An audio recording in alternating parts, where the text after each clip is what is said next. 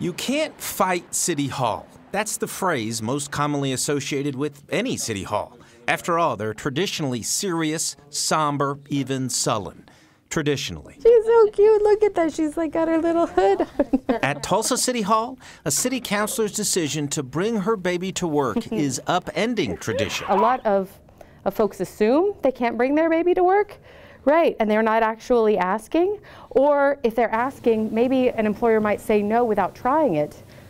It's worthwhile to try it.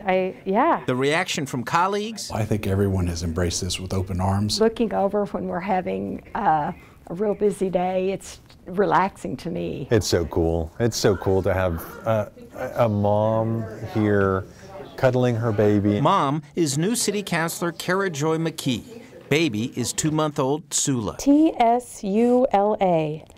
It's a Cherokee name. It means fox. Just an infant, she's already practicing her City Hall face of righteous indignation. Oh, you're turning so red.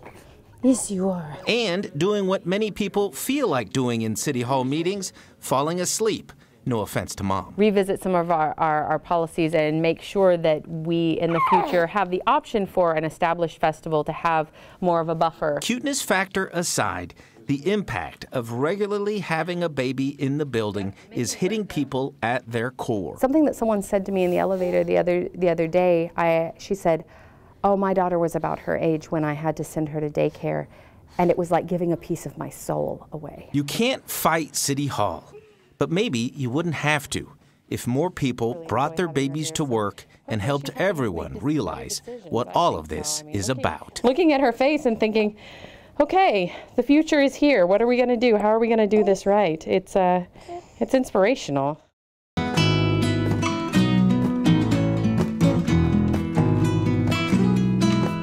Welcome to ROMP, the Rural Oklahoma Museum of Poetry in Locust Grove, with our gracious host, Shaun Perkins. Hi.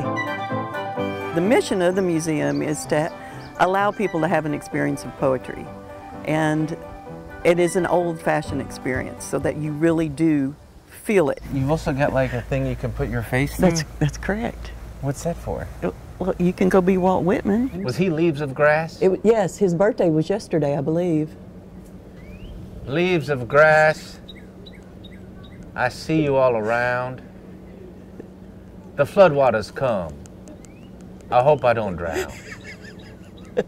Walt Whitman, Leaves of Grass. That's the abbreviated version. I'm nobody. Are you nobody too? Then there's a pair of us, don't tell. They'd banish us, you know. How dreary to be somebody. How ignoble like a frog to tell your name the livelong day to an admiring bog. Emily Dickinson.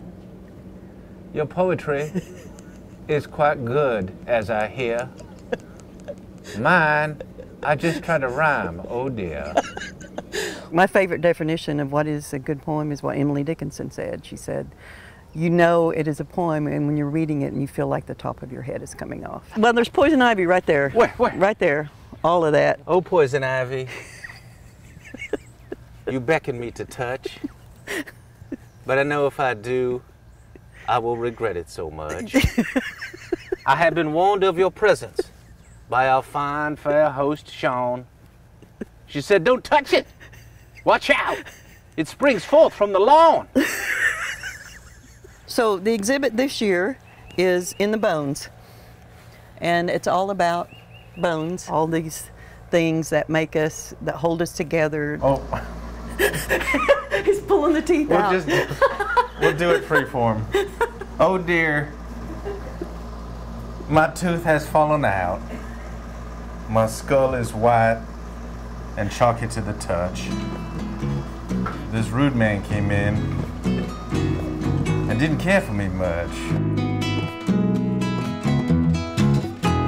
Thanks for joining us on this excursion of Traveling Oklahoma, We'll see you down the road. where you can find the poetry gold. That's the best.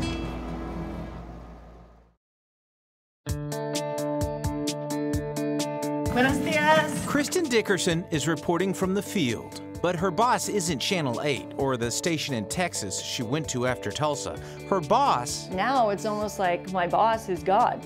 So I'm like, all right, God, here's this content, here are these wonderful stories that build faith. Now what? But before we get to that now what, we have to go back to the first now what. The one that comes around for most people when one day you wake up and say, is this it? Is this all there is to life? Because if so, I want more out of life. And that more wasn't coming from work or from vacations or from money. So she and her husband, Peter, we're in France, not Spain, took a leap of faith, literally, and embarked on a 500-mile trek on the Camino de Santiago. Seeing the cattle in the field and then the horses and the sheep, and they all had little bells on them. Have you always been a person of faith? I have not always been a person of faith, but it's grown the last 10 years. This morning, we woke up. It was like the most beautifully peaceful sound. Monks singing, being piped into the dormitory. Amongst all the beauty and peace, however, is some angst. To do this 3-month journey, which also includes trips to India and Israel, she decided to quit her job. A part of me wants to freak out because I'm like, okay, what am I going to do for money? How am I going to find a job? What am I going to do for a living? Am I going to do the same type of job? So right now, it's still kind of up in the air as far as what's next. Because, I think a lot of people... Don't freak me out, Bert. Well, because I think a lot of people envy both of you and yet also feel like, well, that's the reason I couldn't do it, because I couldn't live with that uncertainty and not knowing where the money's going to come from. Yeah. It's so scary. But that fear has been offset by both the souls they've met on the trail. So that is the voice of Melissa, who is from New York. And the sights of God's splendor at every turn. They're really just taking a minute to just really stare at it and absorb how beautiful and how incredible life is. It is a faith walk like I have never experienced in my life. While doing wonders for her faith, it's also done wonders for her marriage. What has this done for your relationship? It saved it. I think it's really saved our relationship. Taking a leap of faith, one step at a time. So going forward, I know that if an idea comes or an opportunity and I feel my heart just jump with excitement, even though it's scary, I know I have to go toward that. Very impressive what you're doing, and it takes a lot of guts for both you guys. Thanks.